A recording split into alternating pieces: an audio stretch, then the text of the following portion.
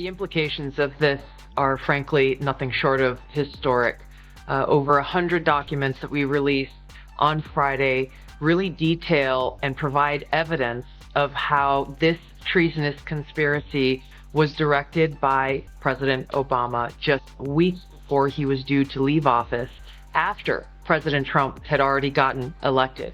This is not a Democrat or Republican issue. This is an issue that is so serious it should concern. Barack Obama was super famous for giving awesome speeches that sounded perfect, like shiny glass. But Tulsi Gabbard comes along and smashes that glass to bits. She shows everyone the stuff Obama promised didn't always happen. His big talk about changing things? Tulsi says it was more like a fancy ad. She doesn't hold back. She points out all the times he didn't keep his word, tearing apart the idea that Obama was some kind of superhero president. Director Gabbard, give me your response to what we heard from former President Obama there. He's saying that none of this makes any sense, that this is a distraction. What do you say to that? It's the art of deflection coming from former President Obama, as well as his friends who are still in Congress today, and Senator Warner and Congressman Jim Himes, really all basically saying that exact same. Tulsi Gabbard doesn't just talk about Obama. She takes him apart like a puzzle. It's not a friendly chat. It's like she's pulling off his mask. Obama used to charm everyone with his cool smile, but now he looks like a magician whose tricks got ruined. Tulsi calls out every empty promise and mixed up thing he said. She shows how his big plans were just fancy words with a president's stamp on them. Because it has to do with the integrity of our democratic republic. What we saw occur here, as the documents we released detailed, was that we had a sitting president of the United States and his cabinet and leadership team, quite frankly, who were not happy with the fact that President Trump had won the election, that the American people had chosen Donald J. Trump to be the next president, commander-in-chief of the United States. And so they decided that they would do everything possible to try to undermine his ability to do what voters tasked President. The story of Obama as this amazing, smooth-talking hero falls apart when Tulsi gets started. She shows that his hope and change talk was just a shiny cover.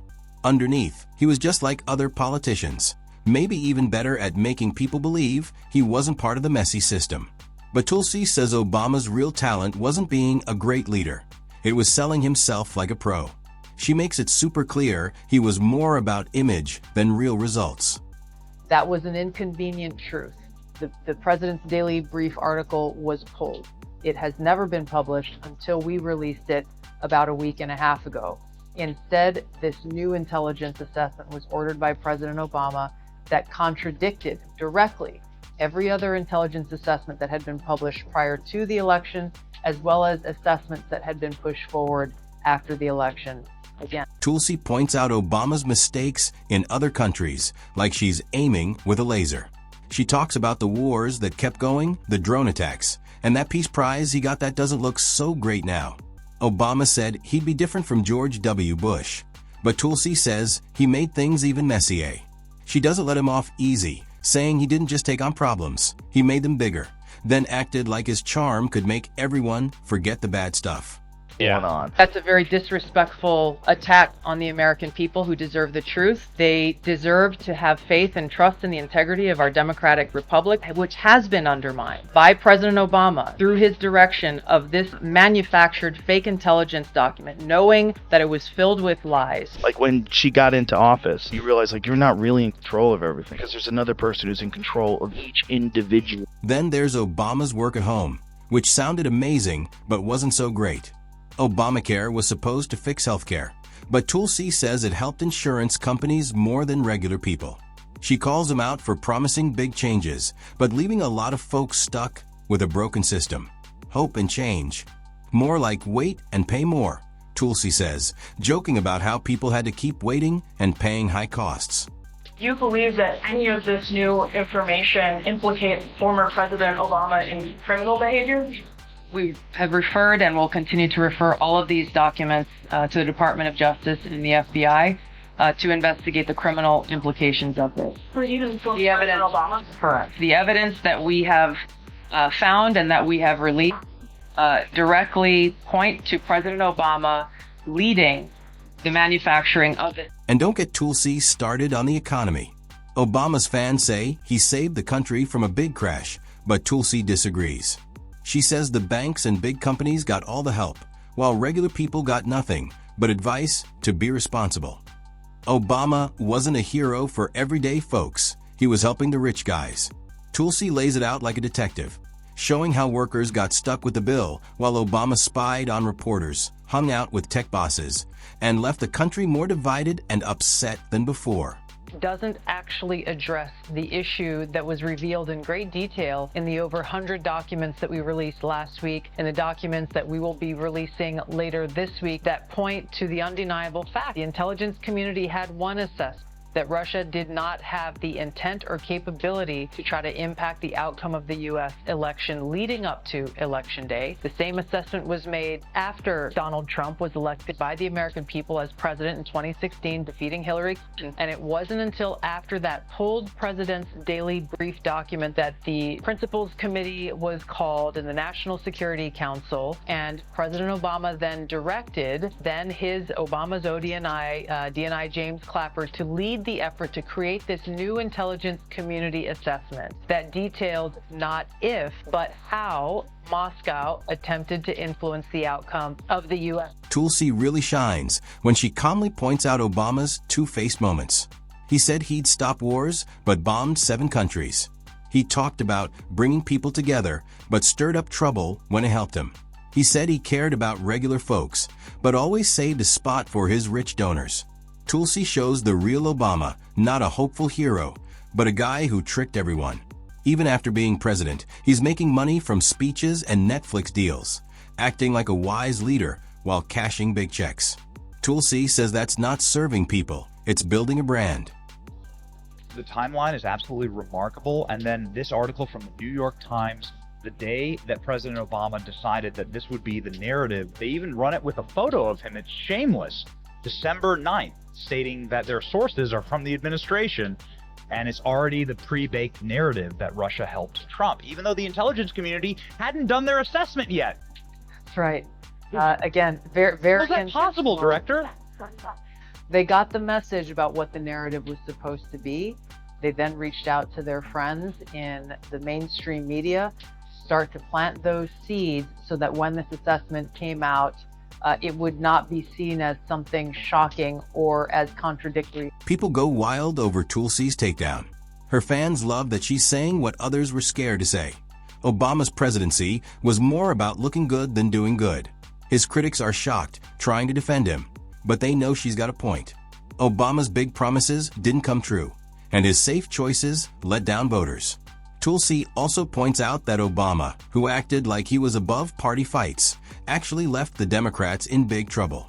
They lost tons of seats across the country, and Tulsi says that's not leadership, it's a total flop. Like, I've had candid conversations with Tulsi Gabbard about what it was like. It's a disservice to the American people that former President Obama's office and others who are criticizing the transparency that is being delivered by releasing these documents. They are doing a disservice to the American people and trying to deflect away from their culpability in what is a historic scandal. She's a person, tries to be friends with everybody, tries to reach across the aisle. She's got that whole aloha spirit. The answer to that statement can very clearly be found throughout all of the documents that we have released, showing that Russia has took action to try to sow discord in the election, but showed no preference for or against any singular. Tulsi keeps going, calling out Obama's cocky attitude. He acted like he knew everything, giving lectures like a teacher while not following his own advice. She says his legacy is more about showing off than inspiring people. Obama's fans compare him to Trump, saying he was way better. But Tulsi says Obama's failures helped Trump win. If Obama had kept his promises, things might have been different. Tulsi makes it clear, Obama didn't stop Trump. He helped create the mess that let Trump rise. You get on that. Franklin, yesterday you referred to the former president helped lead a coup. Based on what you now see, do you believe President Obama is guilty of treason? I'm leaving the criminal charges to the Department of Justice. I'm not an attorney, but as I've said previously, when you look at the intent behind creating a fake manufactured intelligence document that directly contradicts multiple assessments that were created by the intelligence community. The expressed intent and what followed afterward can only be described as a years-long. Tulsi's takedown is so smart because it's not just about insults, it's about facts. She pulls out proof of what Obama did wrong and stacks it up like a bonfire, then lights it up for everyone to see. By the time she's done, the idea of Obama as a super leader is gone, replaced by a guy who left the country more upset and divided. Obama's fans try to defend him, saying he had tough problems or mean Republicans to deal with, but Tulsi's points hit hard. He's not a saint. He's just a politician who promised big and let people down. This is an issue that is important to every single one of us as Americans. This is not a partisan issue. It has to do with the integrity and the strength of our democratic republic. And it lays out this over 100 documents that you're referencing that I released, declassified and released, spells out in great detail exactly what happens when you have some of the most powerful people in our country directly leading at the helm, President Obama and his senior-most national security cabinet, James Comey, John Brennan, James Clapper, and Susan Rice and others, essentially making a very intentional decision to create this manufactured, politicized piece of intelligence with the objective of subverting the will. By the end, Obama's shiny image is totally wrecked. His speeches, his smile, his whole perfect president vibe, all gone. Tulsi shows he was a leader with no real plans, just a fancy image with nothing behind it. People avoided saying this for years, scared to ruin his reputation. But Tulsi doesn't care. She smashes it. Obama's fans will try to rebuild his image, but it's tough once you see the truth. Tulsi's not just roasting him. She's showing everyone who he really was. Obama wasn't the game changer he said he was. He was just a politician pretending to be special. We're referring all of our documents to the Department of Justice for the purpose of accountability and action. No one, no matter who they are, no matter how high up they are or how powerful they may be, no matter who the intelligence officials or professionals were who were a part of this treasonous conspiracy. Tulsi keeps digging, saying Obama's presidency was like a big show. He talked like a movie star, but when the show ended, the problems didn't go away, they got worse. Looking cool on TV didn't fix people losing their homes or jobs. Tulsi also calls out how much Obama loved tech billionaires, hanging out with them like they were his best friends while regular people struggled to pay bills. He wasn't fighting for fairness. He was helping the rich get richer. Those tech meetings he loved, they were just helping big companies take over. Delivered a historic victory to President Trump, defeating Hillary Clinton, and President Obama and his team, their goal was to essentially not accept the decision of the American people and to use this manufactured, politicized intelligence as a means to enact what would become essentially a years-long. Tulsi also talks about how Obama always blamed others when things went wrong. Sure, Republicans fought him, but Tulsi says the real issue was what Obama chose to do when he had power. Instead of big changes, he did small stuff. Instead of fixing problems, he helped the rich. Instead of being brave, he made excuses. Obama acted like he'd shake up the system, but Tulsi says he was just its best salesman. Wars kept going, rich people got richer, and regular folks got nice words but no help. That's the real Obama, and Tulsi makes sure everyone sees it.